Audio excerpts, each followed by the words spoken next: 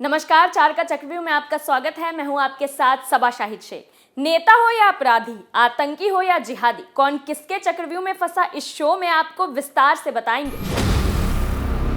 चक्रव्यूह में आज सबसे पहले बात सपा विधायक इरफान सोलंकी के भाई रिजवान की, जिस पर अब तगड़ा एक्शन हुआ है। रिजवान की 3 मकान, 2 फैक्ट्री समेत 80 करोड़ की संपत्ति होगी जब्त। दूसरी खबर में बात कांग्रेस प्रदेश अध्यक्ष बृजलाल खाबरी की, जिन्होंने एमएलसी चुनाव को लेकर एक बहुत बड़ा बयान दिया है। उनका कहना है कि हमने अपने पत्ते अभी छिपा कर रखे हैं। तीसरी खबर में बात धर्मांतरण के घिनौने साजिश की। हमारे देश में हर साल 100 से 200 हिंदू लड़कियों को जबरन धर्मांतरण करवाया जा रहा है और धर्मांतरण करवाने पर मुस्लिम लड़कों को 5 लाख रुपए भी दिए जाते हैं। चौथी खबर में बात सीएम योगी की, जिनका चाबुक अब गौतम बुद्ध नगर के डिप्टी लेबर कमिश्नर पर चला है। लापरवाही बरतने के कारण डिप्टी कमिश्नर को सस्पेंड कर दिया गया। तो चलिए खबरों से आगाज करते हैं और सबसे पहले बात सपा विधायक इरफान सोलंकी के भाई रिजवान सोलंकी की। इरफान पर विवादित प्लॉट पर बनी झोपड़ी में आग लगाने, फर्जी आधार कार्ड से हवाई यात्रा करने, बांग्लादेशी नागरिक को प्रमाण पत्र देने, रंगदारी मांगने, मोरंगा कारोबारी की 400 गज जमीन पर कब्जा करने, पुलिस से अभद्र करने समेत गैंगस्टर की कार्रवाई की गई। पिछले 2 महीने में इरफान सोलंकी पर 6 मुकदमे दर्ज हुए हैं। इसके साथ ही इरफान पर मुकदमों संख्या बढ़कर 18 हो गई है। वहीं पुलिस ने गैंगस्टर की कार्रवाई में विधायक इरफान सोलंकी के भाई रिजवान सोलंकी, विधायक के गुर्गे हिस्ट्री शीट, इजराई आटे वाला, शौकत अली, मोहम्मद शरीफ को आरोपी बनाया है। इरफान को इस गैंग का लीडर बनाया था। आरोप है कि विधायक इरफान सोलंकी ने गैंग बनाकर वसूली, जमीन कब्जाने का काम किया है।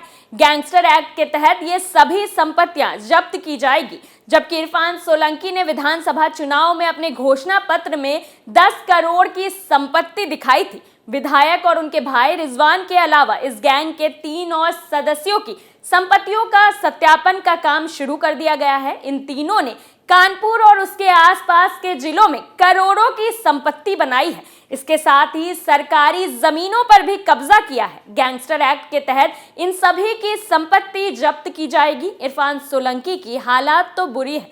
इरफान सोलंकी की हालात तो बुरी है ही, अब उनके भाई रिजवान की भी अच्छे से क्लास लग रही है। दूसरी खबर में बात कांग्रेस प्रदेश अध्यक्ष बृजलाल खाबरी की। लखनऊ में शिक्षक और स्नातक खंड के चुनाव के लिए बीजेपी और सपा मैदान में है।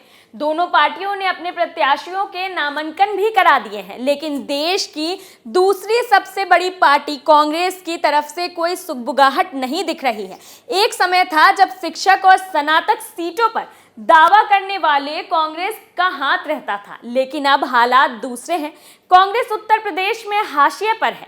निकाय, पंचायत और विधानसभा चुनाव से लेकर लोकसभा चुनाव तक में कांग्रेस का सफाया हो चुका है। वहीं बृजलाल खाबरी ने इस सिलसिले में एक बड़ा बयान दिया है। बृजलाल खाबरी ने कहा है कि शिक्षक और स्नातक खंड के चुनाव के लिए हमारे पास कैंडिडेट भी है और हमारी तैयारी भी है।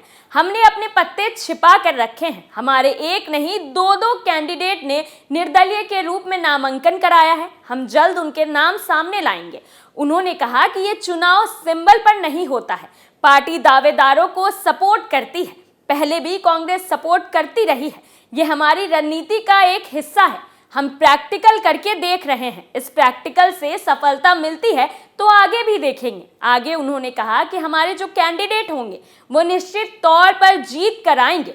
वहीं इस बात से तो सब वाकिफ हैं कि कांग्रेस के हालात कैसे हैं। कांग्रेस अब पहले की तरह दमदार पार्टी नहीं रही। इज्जत बचाने के लिए कांग्रेसियों के बड़े बड़े दावे तो सामने आते रहते हैं, लेकिन असलियत भी जल्द सामने आ ही जाती है।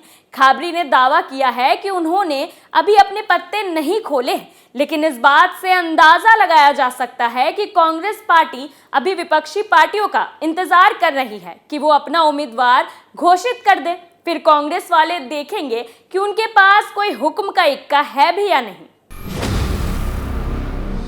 तीसरी खबर में बात हमारे देश में मकड़ जाल की तरह फैले हुए धर्मांतरण के घिनौने खेल की।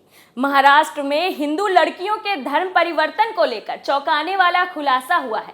महाराष्ट्र के दौंड में हर साल करीबन 200 लड़कियां मुसलमान बनाई जा रही है। हिंदू परिवारों का दावा है कि ऐसा करने के लिए मुस्लिम लड़के 5 लाख रुपए पाते हैं। इस खुलासे को करते हुए हिंदू परिवारों ने जानकारी दी कि इस्लामी कट्टरपंथियों को राजनेताओं का साथ मिला हुआ है। सांसद से लेकर पुलिस तक इनकी मदद कर रहे हैं। सिर्फ हिंदू औरतें ही नहीं बल्कि हिंदू आदमी भी इस इलाके में इस्लामी धर्मांतरण का शिकार बन रहे हैं। हिंदू लड़के को हनी ट्रैप में फंसाया जाता है और फिर उनसे धर्मांतरण के लिए बोला जाता है। एक साल में यहाँ लगभग 100 से 200 लोगों का धर्मांतरण होता है। उनमें से ज्यादातर लड़कियां हैं। वो लड़कियां 17 या 18 साल की होती हैं और वो भी ज्यादातर कॉलेज में होती हैं। जब ये लोग उनका ब्रेन वॉश करते हैं, ये लोग निकाह की बातें करते हैं, उसके बाद बच्चा होता है तो तलाक देकर छोड़ देते हैं और फिर खुद को शादी के लिए तैयार करते हैं। ये जिहादी युवा लड़कियों को सरेआम सड़क पर छेड़ते हैं, लेकिन कोई कुछ भी नहीं कहता और ना ही इनके खिलाफ शिकायत होती है। हर राजनेता इनको सपोर्ट करता है, इसलिए कोई भी आवाज नहीं उठाता। लोग इन मामलों पर बात करने से भी घबराते हैं। दौंड में चल रही धर्मांतरण गतिविधियों के पीछे फारूक कुरैशी, कुमैल कुरैशी, आसिफ कुरैशी, फरहान कुरैशी का हाथ है। कोई भी इनका नाम लेने से डरते हैं। हालांकि इनमें से कुमैल कुरैशी को गिरफ्तार किया जा चुका है। लगातार हिंदुओं पर जिहादियों के हमले चारों तरफ से जारी हैं। हिंदू लड़कियों को लव जिहाद के जाल में फंसाकर उनका धर्मांतरण करवाना और फिर उन्हें मौत के घाट उतार देना आजकल इस देश में आम बात हो चली है। और ये सबक इन जिहादियों ने सीखा है अपने आका पाकिस्तान से। पाकिस्तान में भी हिंदू बेटियों और महिलाओं की कोई कद्र नहीं, कोई इज्जत नहीं है। यहाँ तक कि शादीशुदा हिंदू महिलाओं को परिवार के सामने ही घर से उठा लिया जाता है और अगर बाप या भाई विरोध करता है तो पहले उसे मौत के घाट उतारा जाता है। और ऐसा ही देखने को मिलता है हिंदुस्तान के तमाम राज्यों में। हालात इतने बदतर हैं जिसका अंदाजा लगाना मुश्किल है। देश मुश्किल हालात से गुजर रहा है। अगर इन जिहादियों पर लगाम नहीं लगाया गया तो ये हमारे देश को दीमक की तरह खा जाएंगे। वहीं चौथी और आखिरी खबर में बात सीएम योगी की। सीएम योगी ने जब से देश के सबसे बड़े सूबे उत्तर प्रदेश की कमान संभाली है, तभी से वो लगातार जीरो टॉलरेंस की नीति पर काम कर रहे हैं। उसमें अपराधी हो या फिर उनकी सरकार का कोई मंत्री या फिर कोई अफसर हो, यहाँ कार्रवाई हर एक अपराधी पर होती है। इसी नीति को आगे बढ़ाते हुए गौतम बुद्ध नगर से एक मामला सामने आया है, जहां डिप्टी लेबर कमिश्नर को सस्पेंड कर दिया गया है। जापानी कंपनी से पैसे की वसूली मामले में गौतम बुद्ध नगर के डिप्टी लेबर कमिश्नर को सस्पेंड कर दिया गया है।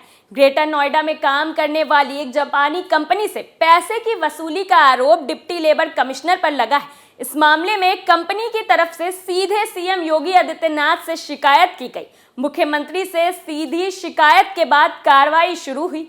डिप्टी लेबर कमिश्नर कार्यालय के 2 अधिकारियों पर पहले ही कार्रवाई हो चुकी है, उन्हें निलंबित किया जा चुका है। अब जिले की deputy labour commissioner DK Singh को भी सस्पेंड कर दिया गया है। डिप्टी लेबर कमिश्नर को भी इस पूरे मामले में लापरवाही बरतने का आरोपी करार दिया गया है। इसके बाद उन्हें सस्पेंड करने का आदेश जारी किया गया। जहां यूपी में एक तरफ विदेशी निवेशकों को आकर्षित करने के लिए ग्लोबल इन्वेस्टर समिट का आयोजन लगातार किया जा रहा है, तो वहीं दूसरी तरफ ऐसे मामले सामने आ रहे हैं। इसको देखते हुए सरकार गंभीर है और आरोपी अधिकारी के खिलाफ कार्रवाई की गई है। संदेश तमाम अधिकारियों को दिया गया है कि किसी निवेशक को परेशान करने की कोशिश पर तगड़ी कार्रवाई की जाएगी। इसलिए अत्याचार और भ्रष्टाचार करना छोड़ दें, क्योंकि सूबे में योगी की सरकार है और इस सरकार में आरोपियों को किसी भी कीमत पर बख्शा नहीं जाता। उनके खिलाफ सख्त से सख्त कार्रवाई की जाती है। चक्रव्यूह में मेरे साथ आज के लिए इतना ही। कल फिर कौन किसके चंगुल में फंसेगा, नए मुद्दे के साथ फिर पेश होंगे और दिखाएंगे कई और सनसनीखेज खुलासे। तब तक के लिए देखते रहिए कैपिटल टीवी। नमस्कार।